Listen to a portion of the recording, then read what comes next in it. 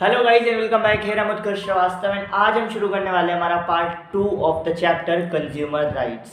तो इस पार्ट में हम बहुत इंपॉर्टेंट टॉपिक्स को डिस्कस करने वाले हैं और सबसे इम्पॉर्टेंट है हम हमारे सारे कंज्यूमर राइट्स को डिस्कस करने वाले हैं। तो इस लेक्चर को बिल्कुल भी मिस मत कीजिए। अगले 20 मिनट के लिए अपना पूरा फोकस इसी लेक्चर पर कर दीजिए। तो आइए स्टार्ट करते हैं विदाउट वेस्टिंग एनी टाइम हमारा टॉपिक कंज्यूमर राइट्स। तो स्टार्ट करते हैं एक स्टोरी के साथ। एक बच्चा था जिसका नाम था राम। उस राम को क्या था, टॉन्सिल्स हो गए।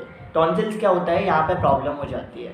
तो आपको कुछ भी जब आप स्वेलो करते हो तो प्रॉब्लम आती है। तो उसको टॉन्सिल्स हो गए। वो हॉस्पिटल गया, वो डॉक्टर के पास अपने पापा के साथ। तो जब उसका हॉस्पिटल में ट्रीटमेंट हुआ तो जो डॉक्टर थे उन्होंने प्रॉपर सिक्योरिटी या प्रॉपर सेफ्टी के साथ, या फिर सिंपली कहें तो उन्होंने जब ट्रीटमेंट किया तो एनेस्थीसिया नहीं दिया, प्रॉपर एनेस्थीसिया नहीं दिया। एनेस्थीसिया क्या होता है, सिंपली जब आपको कहीं पर लग जाती है और उस चीज़ का ऑपरेशन होना होता है तो एनेस्थीसिया दिया जाता है, यानी कि आपके उस पार्ट को शून्य किया जाता है जिससे आपको कुछ एहसास ना हो दर्द का। तो डॉक्टर ने क्या किया, प्रॉपर एनेस्थीसिया नहीं दिया और यहाँ पर उसके टॉन्सिल्स का ऑपरेशन स्टार्ट कर दिया।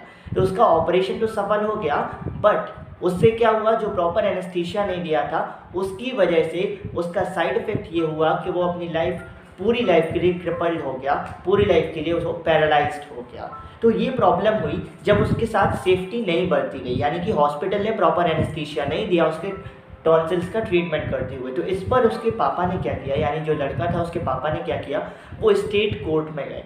उन्होंने कहा कि भाई हमें पहले तो आप ये प्रूफ कीजिए कि ये जो डॉक्टर ने किया वो गलत था और साथ ही साथ हमें कंपेंसेशन दीजिए 5 लाख का, यानी कि 5 लाख का कंपेंसेशन। तो स्टेट कोर्ट ने कहा देखिए आपके पास प्रॉपर एविडेंस नहीं है, हम ये नहीं कर पाएंगे। उसके बाद ये फिर कंज्यूमर कोर्ट्स में गए। कंज्यूमर कोर्ट्स ने देखा, सब कुछ चेक वेक किया, तो उन्होंने देखा कि हाँ ये जो हॉस्पिटल था, हॉस्पिटल का जो डॉक्टर था वो गिल्टी था। तो उन्होंने इन्हें 5 लाख का कंपेंसेशन दिया। तो इसमें क्या हुआ, जो बच्चा था अब उसे कंपेंसेशन तो मिल गया लेकिन वो अपनी लाइफ के लिए क्रिपल्ड तो हो गया, वो पैरालाइज्ड हो गया। तो इस कंपेंसेशन का क्या मतलब, 5 लाख का अब कुछ खास मतलब नहीं रहा, बट फिर भी थोड़ी बहुत जस्टिस मिल गई। तो यहाँ पर क्या था, सेफ्टी नहीं देखी गई, नेग्लिजेंस ऑफ सेफ्टी किया गया या फिर प्रॉपर केयर नहीं की गई। तो एक जो सबसे इम्पॉर्टेंट राइट आता है कंज्यूमर्स के लिए वो है सेफ्टी, कि सेफ्टी इज़ एवरीवन्स राइट। आप कंज्यूमर हो तो एक राइट जो आपको 110% चाहिए वो है सेफ्टी का। Safety is everyone's right. और क्यों चाहिए, मैंने आपको इस स्टोरी के थ्रू बता दिया कि एक बच्चा था, अगर उसके पास ये राइट ऑफ सेफ्टी नहीं होता, राइट टू सेफ्टी नहीं होता, तो क्या उसे थोड़ी बहुत जो जस्टिस मिली, कंपेंसेशन मिला, वो मिल पाता, उसे वो भी नहीं मिल पाता और फिर वो अपनी लाइफ के टाइम के लिए क्रिपल तो हो ही गया था। साथ ही साथ उसे भविष्य से जो कंपेंसेशन मिलेगा उससे वो थोड़ा बहुत ट्रीटमेंट करा पाएगा। तो right to safety is the first right in the list of consumer rights, जो बहुत इंपॉर्टेंट है। क्यों इंपॉर्टेंट है हम इस स्टोरी से समझ गए।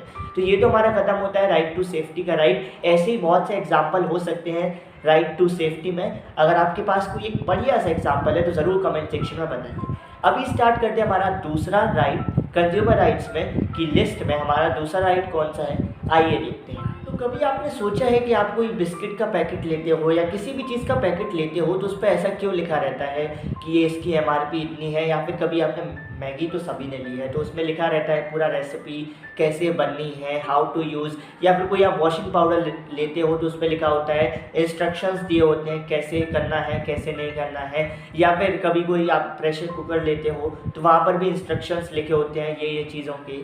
तो कभी आपने सोचा ऐसा क्यों होता है? अगर ऐसा ना हो तो क्या होगा, 2 केस बनेंगे। अगर उस बिस्किट के पैकेट पर या मैगी के पैकेट पर इंस्ट्रक्शंस ना दिए हो, MRP ना दिए हो तो क्या होगा, और अगर दिए हो तो क्या होगा। अगर ये सब इंस्ट्रक्शंस दिए हो, तो कंज्यूमर के लिए फ़ायदा है, और अगर ना दिए हो तो कोई फ़ायदा नहीं, क्योंकि फिर आपका एक्सप्लॉयटेशन होगा।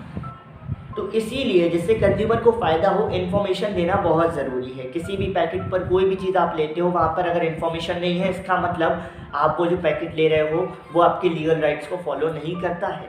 तो इसीलिए दूसरा सबसे इम्पॉर्टेंट राइट जो बनता है वो होता है इन्फॉर्मेशन का, राइट टू बी इन्फॉर्म्ड, कि आपको पता होना चाहिए आपको जो चीज़ मिल रही है उसको कैसे यूज़ करना है, या फिर उसकी MRP कितनी है, या फिर उसकी मैन्युफैक्चरिंग और एक्सपायरी डेट कितनी है। तो आपको ये सब पता होना चाहिए। इसीलिए एक बहुत इंपॉर्टेंट राइट बनता है कंज्यूमर राइट्स में, राइट टू बी इन्फॉर्म। पहले इस राइट को इतना बढ़ावा नहीं दिया गया, बट इस राइट को 2005 में बहुत बढ़ावा मिला जब हमारे इंडिया में एक नया राइट लागू हुआ, एक नया राइट आया, वो था RTI, राइट टू इन्फॉर्मेशन। तो राइट टू इन्फॉर्मेशन या राइट टू बी इन्फॉर्म जो है हमारा सेकंड कंज्यूमर राइट्स है, वो बहुत इंपॉर्टेंट राइट है, क्योंकि अगर राइट टू बी इन्फॉर्म्ड या राइट टू इन्फॉर्मेशन नहीं होगा तो फिर हम कुछ ही नहीं कर पाएंगे। बेसिकली हमारे पास कोई भी फिर राइट नहीं होगा। आप किसी भी चीज़ को लोगे उस पर एक्सपायरी डेट नहीं होगी, और अगर किसी चीज़ पे एक्सपायरी डेट नहीं होगी तो हमें भी पता है फूड पॉइजनिंग हो जाती है अगर हम ख़राब चीज़ खा लें, या फिर किसी भी चीज़ पे MRP नहीं होगी तो लोग चाहे जितने हमसे पैसे वसूल लेंगे, या फिर किसी चीज़ पे सपोज करिए आपने वॉशिंग पाउडर लिया, उस पर इंस्ट्रक्शंस नहीं होंगे कि ये किस कपड़े के लिए है, किस कपड़े के लिए नहीं है। या फिर एक बहुत इंपॉर्टेंट होता है, प्रेशर कुकर लिया, किसी को चलाना नहीं आता है और अगर आपके पास इंस्ट्रक्शंस नहीं होंगे कैसे प्रेशर कुकर यूज़ करना है तो आपके लिए वो बहुत हार्मफुल हो जाएगा। ठीक है, तो अभी प्रेशर कुकर अगर एग्जाम्पल लिखें तो यहाँ पर दो चीज़ें बनती हैं। सपोज करिए आप प्रेशर कुकर लाए, किसी भी शॉप से जब आप प्रेशर कुकर लाते हो तो प्रेशर कुकर में एक सेफ्टी वॉल्व होता है, जो अगर सही से ना हो या फिर जो अगर डिफ़ॉल्ट हो, जिसमें खराबी हो अगर सेफ्टी वॉल्व में, तो बहुत बड़ा एक्सीडेंट हो सकता है। साथ ही साथ जब आप एक प्रेशर कुकर लाते हो तो आपको एक बुक दी जाती है पूरी इंस्ट्रक्शंस की। तो यहाँ पर प्रेशर कुकर ने क्या किए, दोनों राइट्स को फॉलो किया। राइट टू सेफ्टी, उसे क्या करना है, अच्छे से वॉल्व लगा के देना है जिससे आपकी सेफ्टी मेंटेन रहे। साथ ही साथ उसे एक इंस्ट्रक्शन बुक भी देनी है प्रेशर कुकर वाले को, जिससे आपका राइट टू बी इन्फॉर्म्ड या राइट टू इन्फॉर्मेशन भी मेंटेन रहे। तो आइए अब स्टार्ट करते हैं हमारे थर्ड कंज्यूमर राइट को। हमारे दो कंज्यूमर राइट कंप्लीट, तो अभी स्टार्ट करते हैं हमारे थर्ड राइट को। थर्ड राइट जो है बहुत इंपॉर्टेंट है, और एक्चुअली कंज्यूमर राइट्स के सारे ही राइट बहुत इंपॉर्टेंट हैं, बिकॉज अगर किसी एक के साथ भी फॉलो नहीं किया जाता है, अगर किसी एक भी राइट को फॉलो नहीं किया जाता है तो ये सिंपली एक्सप्लॉयटेशन का मामला बन जाता है कि आपको एक्सप्लॉयट किया गया। तो थर्ड राइट क्या है, सपोज करिए आप किसी शॉप पे गए, वहाँ पर आपको एक टूथब्रश लेना है या एक टूथब्रश लेना है। डॉक्टर अब आप शॉपकीपर अब आपको फोर्स करता है कि आपको जो टूथब्रश है वो तभी मिलेगा जब आप टूथपेस्ट लोगे। ठीक है, तो आपकी चॉइस क्या थी, आपकी चॉइस थी कि आपको क्या लेना था, टूथब्रश, लेकिन शॉपकीपर आपको क्या फोर्स कर रहा है कि आपको टूथब्रश तभी मिलेगा जब आप टूथपेस्ट लोगे। तो ऐसे में आपकी चॉइस क्या है, आपकी जो चॉइस है, आपने जो चीज़ें पसंद की थी उसको डिनाई किया क्या। तो यहाँ पर जब आपकी एक चॉइस को डिनाई किया गया, या फिर कभी कभी आपने देखा होगा जब आप LPG का गैस कनेक्शन लेते हैं तो जो वर्कर्स होते हैं वो आपको फोर्स करते हैं कि हम आपको गैस कनेक्शन तभी देंगे जब आप हमी से आप स्टोव लोगे, कंप्लीट स्टोव लोगे। तो ऐसे में आपका जो चॉइस होती है, जो चूज़ होती है, आपकी जो चॉइस होती है वो डिनाई की जाती है। आप सपोज किसी शॉप पे गए, आपको ट्राउजर्स लेने थे, उन्होंने कहा हम आपको ट्राउजर्स तभी देंगे जब आप शर्ट्स लेंगे, तो ऐसे में आपकी चॉइस डिनाई कर दी गई। तो इसीलिए एक ज़रूरत थी एक बहुत इंपॉर्टेंट राइट की, वो था राइट टू चूज़, कि आपका जो राइट टू चूज़ हो वो मेंटेन बना रहे, यानी कि कोई आपको फोर्स ना कर सके कि आप ये नहीं ये भी लीजिए, ये नहीं ये भी लीजिए। सपोज़ करिए अगर ये राइट नहीं होता, आप कहीं पे जाते और आपकी चॉइस को डिनाई कर दिया जाता है कि सपोज़ करिए आपको कोई बिस्किट का पैकेट चाहिए था, वो बोलते नहीं नमकीन भी लीजिए।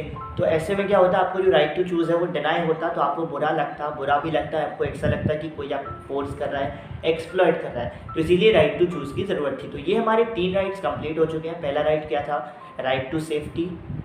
दूसरा राइट क्या था, राइट टू बी इन्फॉर्म्ड या राइट टू इन्फॉर्मेशन।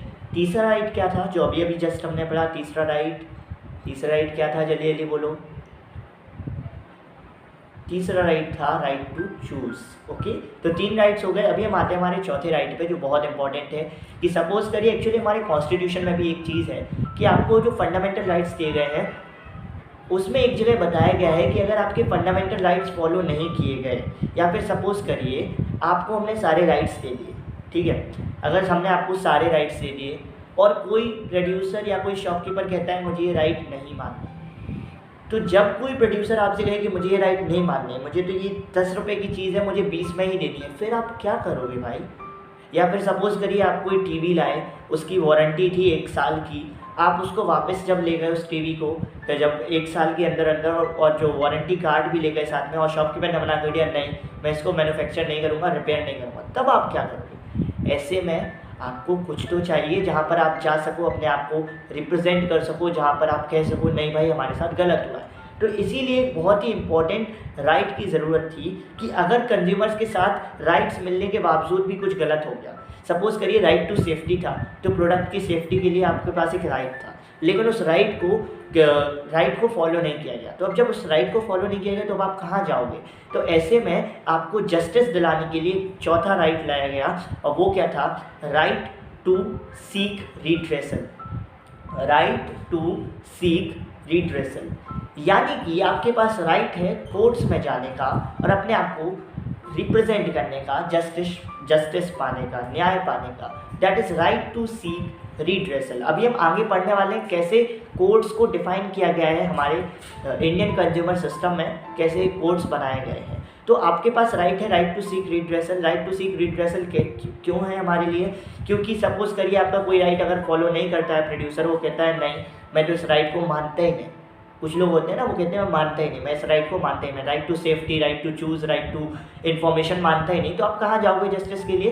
तो आपके पास एक राइट है राइट टू सीक रिड्रेसल, आप कोर्ट्स में जाओगे। हमारे इंडिया में कंज्यूमर कोर्ट्स 3 तरीके के हैं।